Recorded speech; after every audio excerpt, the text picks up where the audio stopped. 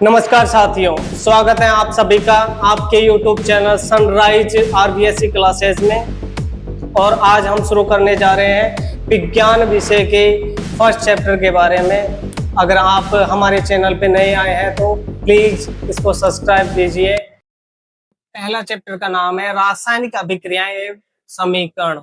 इनको सरल भाषा में अपन समझेंगे कि रासायनिक अभिक्रियाएं क्या होती है और इनके समीकरण कैसे बनाए जाते हैं, और जो इनके रासायनिक अभिक्रियाओं के प्रकारों के बारे में समझेंगे। इस चैप्टर के अंदर यही समझाया जाता है। फिर उसके बाद में इसका रासायनिक अभिक्रियाएं किसे कहते हैं, इसकी डेफिनेशन आती है। रासायनिक अभिक्रिया, रासायनिक अभिक्रिया, वह अभिक्रिया, इसकी डेफिनेशन लिखेंगे। वह अभिक्रिया जिसमें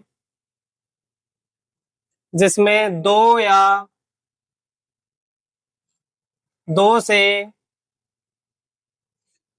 अधिक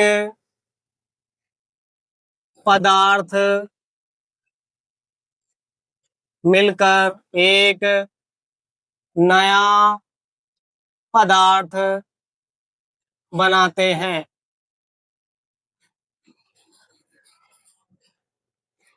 वह अभिक्रिया जिसमें दो से अधिक पदार्थ मिलकर एक नया पदार्थ बनाते हैं उसे हम रासायनिक अभिक्रिया कहते हैं। इसका एग्जाम्पल हम लेते हैं, उदाहरण जैसे हाइड्रोजन और ऑक्सीजन का अगर रिएक्शन होगी, उसका अभिक्रिया होगी तो एक जल बनता है। जैसे H2 plus O2 equal to H2O। ये हमारी रासायनिक अभिक्रिया होगी कि कोई एक नया पदार्थ बना है, इसको हम, ये जो जल है, इसको हम हाइड्रोजन और ऑक्सीजन में दोबारा तोड़ के अलग अलग नहीं कर सकते। यही रासायनिक अभिक्रिया का जो नियम रहता है। इसमें जो पदार्थ बन गया उसको वापस हम दोबारा उसी स्थिति में नहीं लेके आ सकते। अगला पॉइंट आता है रासायनिक अभिक्रिया में जो उपस्थित चीजें होती है उनमें अभिकारक और उत्पाद और ऊर्जा का परिवर्तन, ये क्या होता है। अभिकारक क्या होते हैं, जो रासायनिक अभिक्रिया में भाग लेते हैं उन्हें हम अभिकारक कहते हैं, और जो रासायनिक अभिक्रिया के बाद में जो पदार्थ बनता है उसको हम उत्पाद कहते हैं।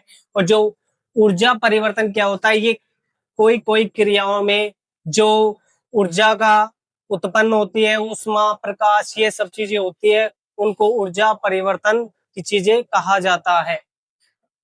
अभिकारक जो रासायनिक अभिक्रिया में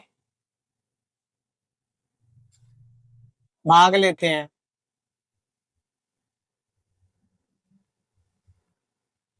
उत्पाद जो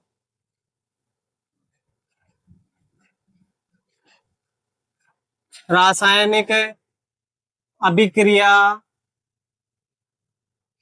के उपरांत प्राप्त होते हैं। ऊर्जा परिवर्तन जिसमें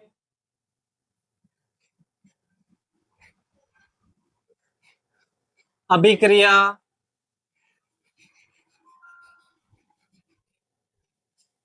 जिनके अंतर्गत प्रकाश, ऊष्मा, ऊर्जा उत्पन्न होती है, उन्हें हम ऊर्जा परिवर्तन कहते हैं। अगला पॉइंट आता है रासायनिक अभिक्रिया के लक्षण। रासायनिक अभिक्रिया में जो जो चीजें होती है स्टेप बाय स्टेप, तो हमें पता कैसे लगेगा कि इसमें रासायनिक अभिक्रिया हो रही है या नहीं हो रही है। तो उनकी चीजें हमें ये पता लगेंगी, गैस का निकलना, अपक्षेप का बनना, और रंग का परिवर्तन और तापमान का परिवर्तन। ये चीजों से हमें ये पता लगता है कि रासायनिक अभिक्रिया हो रही है। दूसरा टॉपिक आता है हमारा रासायनिक समीकरण।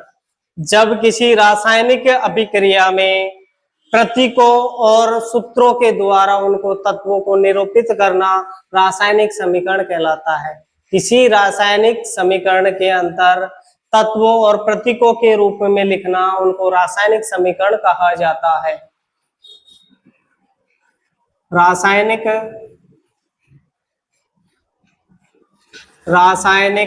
अभिक्रिया में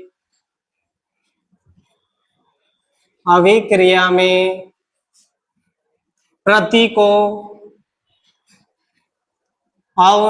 निरूपित करना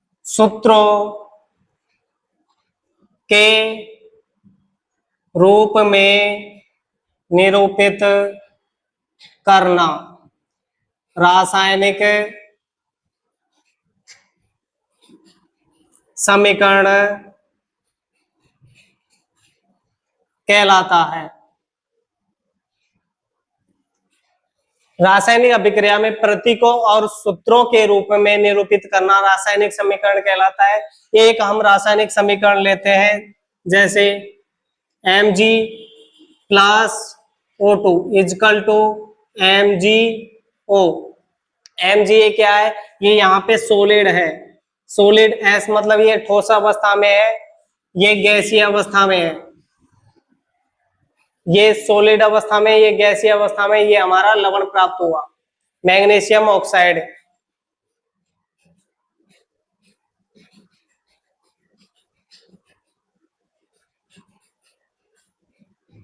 मैग्नीशियम ऑक्साइड मैग्नीशियम ऑक्साइड के रूप में प्राप्त हुआ। कि इसमें ये सॉलिड अवस्था में, ये गैसीय अवस्था में, और ये जो हमारा सॉलिड स्टेट प्राप्त हुआ और ये मैग्नीशियम ऑक्साइड बना। इसमें जो Mg है, ये मैग्नीशियम है, ये हमारा क्या है? अभिकारक। और ये भी क्या है? ऑक्सीजन हमारा क्या है? अभिकारक।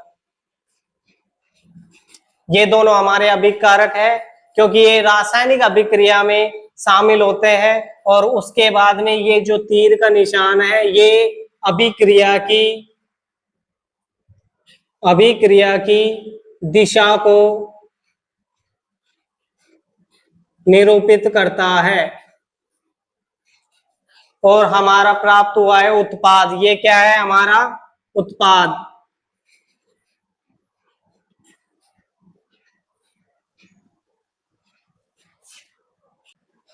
अगला पॉइंट आता है हमारा असंतुलित एवं संतुलित रासायनिक समीकरण।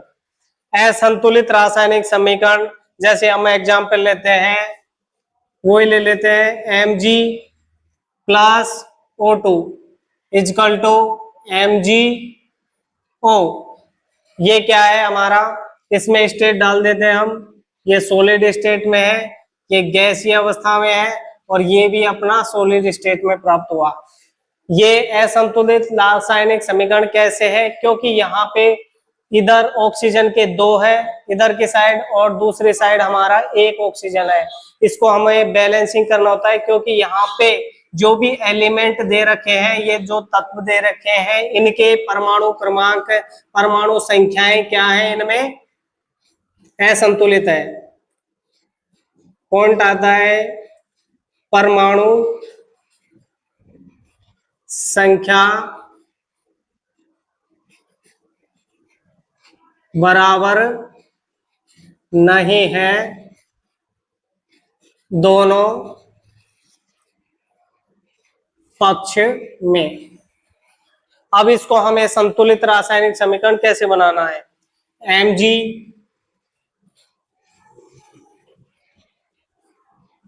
Plus O2 equal to MgO। इधर मैग्नीशियम कितना है? 1। उधर कितना है? 1। लेकिन इधर ऑक्सीजन कितना है? 2। उधर कितना है? 1। हमको यहाँ पे ऑक्सीजन कितना करना पड़ेगा? 2। तो इधर इनके साइड में हमेशा बीच में कोई भी संख्या नहीं लगाई जाती है, हमेशा संख्या आगे लगाई जाती है। तो यहाँ पे Mg भी 2 हो गया और ऑक्सीजन भी 2 हो गया। लेकिन यहाँ पे तो Mg 1 है, तो यहाँ पे भी हम क्या करेंगे? Mg 2 लगा देंगे। तो उधर Mg 2 हो गया, ऑक्सीजन 2 हो गए। ये हमारा संतुलित हो गया रासायनिक समीकरण।